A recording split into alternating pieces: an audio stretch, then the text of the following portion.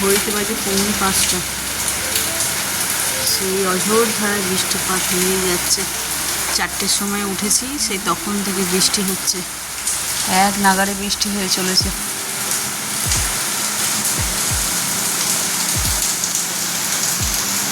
এখান থেকে হয়তো তোমরা বুঝতে পারছো না, এখন তো অন্ধকার হয়ে গেছে চারিদিকটা, কিন্তু আওয়াজ শুনতে নিশ্চয়ই বুঝতেই পারছো।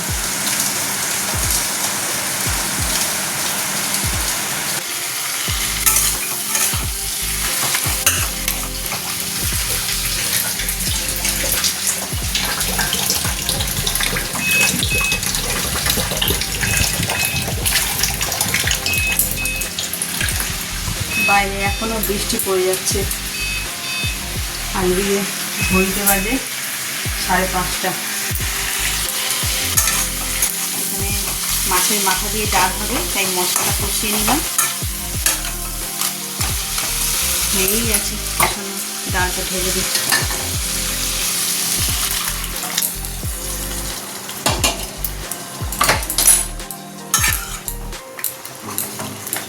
আর এদিকে চায়ের জল ফুটছে, আদা দিয়ে এরপর চা পাতা দেব।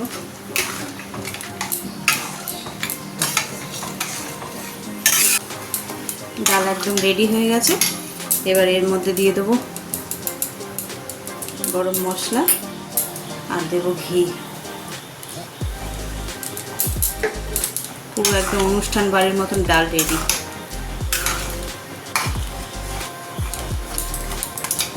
ঠিক আছে, এবার এর মধ্যে ভেজে রাখা মাছগুলো দিয়ে দেবো।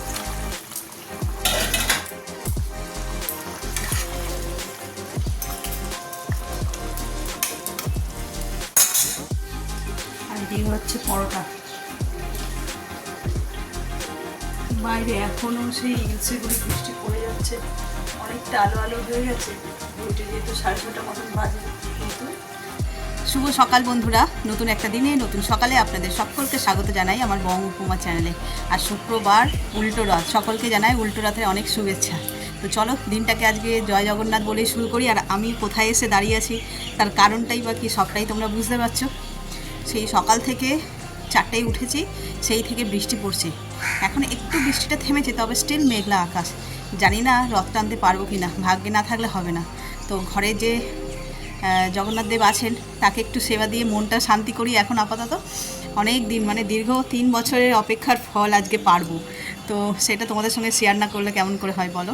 তো চলো বেশি দেরি করবো না, কখন বলতে কখন আবার ঝমঝম করে বৃষ্টি শুরু হয়ে যাবে। তো প্রথমে আনারসটাকে কেটে নিই।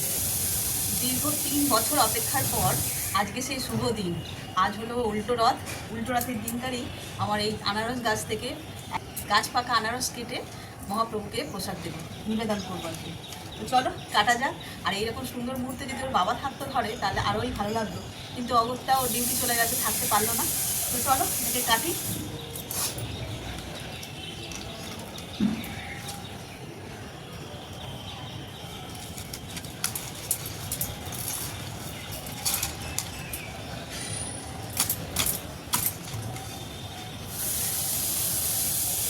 এই দেখো কত বড়। ঘরে থাকতো তাহলে ওর বাবা কিন্তু খুব খুশি হতো। আজকের দিনে এরকম ছাদের থেকে, মানে ছাদের টবের থেকে আর কি, এরকম সুন্দর একটা আনারস 3 বছর লেগেছে। 3 বছরের অপেক্ষার অবসান ঘটলো। আর ওই থাকতে পারলো না, নিজের হাতে এতে সার দেওয়া, জল দেওয়া, মাটি খোঁড়া, অনেক কিছু করেছে। ও থাকলে আরও বেশি মজা হতো। তো চলো নিয়ে যাই নিচে, দেখি ওদের যদি সময় হয় তাহলে ওরা কাটবে, নইলে আমিই করে দেবো। সকালে তো 1 চোট রান্না হয়েছে, আবার এখন হচ্ছে মাছ। এমনি রান্না হয়ে গেছে, এই যে পমফ্রেট মাছ এনেছে, এটাই করবো।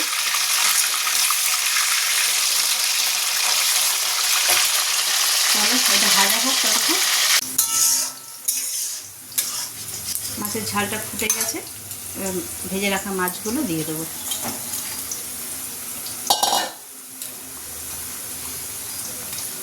আজকে পমফ্রেট মাছের সাইজগুলো একদম পারফেক্ট, না ছোট না বড়। এই মাছগুলোর না ভীষণ টেস্ট হয়। একদম ছোটো ছোটোগুলো একদম যেরকম মাংসই থাকে না, সেই জন্য খেতে বিরক্ত লাগে। এই সাইজের মাছগুলোতে না দারুণ টেস্ট হয়। আবার যেগুলো বড় বড় হয় একদম এরকম সাইজে দুটুকরো করে খেতে হয়, সেইগুলোর কিন্তু আবার স্বাদ হয় না বেশি, ফ্যাস ফ্যাস করে। এই মাছটার দারুণ স্বাদ হবে। আর এদিকে হচ্ছে এরকম গোল গোল করে আলু ভাজা, তার কারণ এই যে সকালে মাছের মাথা দিয়ে ডাল হয়েছে, সেই জন্য পাঁপড় ভেজেছি আর এই আলু ভাজা, দারুণ লাগবে খেতে। চলো এইবার এইটার পালা।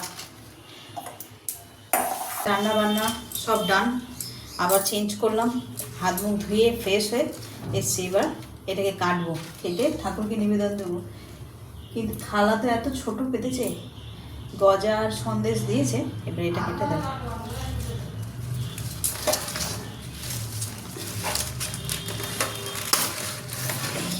এটাই চাইছিলাম, এটাকে আবার বসাবো, এর থেকে আবার গাছ হবে।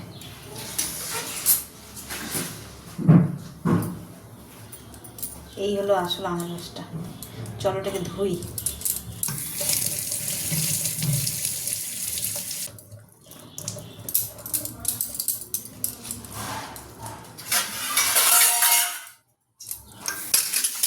এ দেখো টগরি পেকে গেছে আজকে, কিন্তু বড় হয়নি, ছোট সাইজে।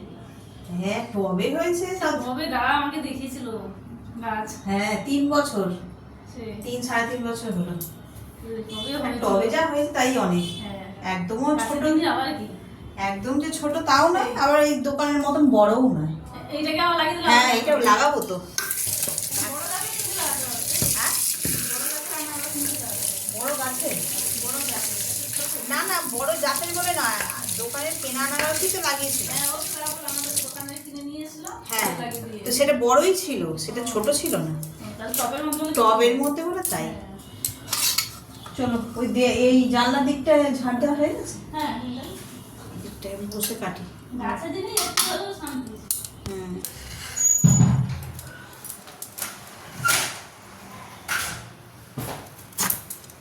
জয় জগন্নাথ।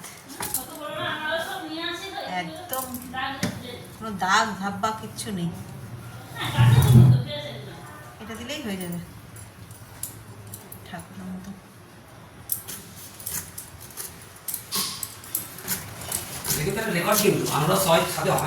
হ্যাঁ ছাদে হয় না, ছাদে লোকে কাঁঠাল ফলিয়ে ফেলছে, আমাদের তো আনারস। কাঁঠাল গাছও হচ্ছে ছাদে। সে আমরা তো আর সেই রকম মানে চাষি নই, চাষিদের মতন তো আর করতে পারি না, এমনি শখে করছি। তাই চাষিদের মতন করলে এই ছাদে আনারস হোক কেন, ওই কাঁঠাল বলো, কলা গাছ বলো, পদ্ম ফুল ফোটাচ্ছে। এবার আমাদের একটা ইয়ে গাছ লাগাতে হবে। আমাদের ওই তরমুজের দানা যে ফুল হয়নি, লাল নীল ফুল কোনো হচ্ছে না একদম না। অপরাজিতা, হ্যাঁ কি বলছো? টবে আমাদের তরমুজকে দানা ফেলেছিলাম। হ্যাঁ হয়েছে, দেখি যে দুখানা সম্পূর্ণ হয়েছে দেখি। ওই আর বড় হবে না, আমাদের কত এরকম হয়েছিল জানো? হ্যাঁ এই মাটিতে হবে না। অনেক হয়েছিল, সব ভেতর থেকে দুখানা থেকে এরকম হয়েছিল। আমাদের সিমটা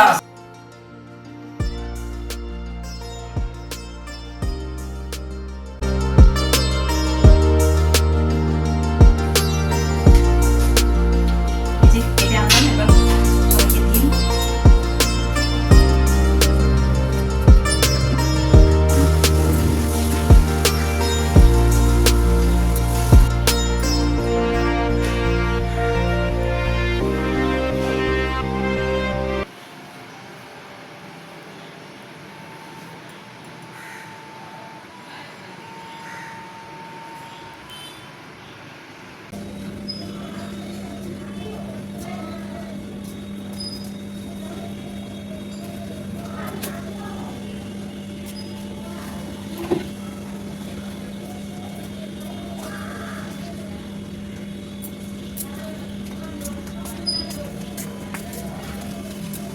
আনারসটা তো কেটে ঠাকুরকে দেওয়া হয়ে গেছে, এবার এই গাছটাকে পুঁততে হবে।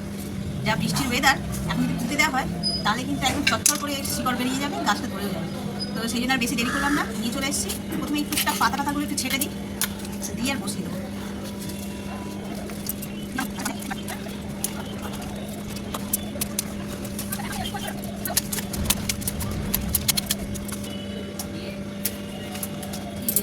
সুন্দর গোড়াটা বের করে নিয়েছি, এবার পুঁতে দেবো। এখন এতে পুঁতি, তারপরে যখন শিকড় গজিয়ে যাবে টপ টপ খালি করে ওর বাবা দেখি ওই টপটাও খালি করতে হবে যেটাতে ছিল আর কি, ওর মধ্যে বসিয়ে দিতে বলে।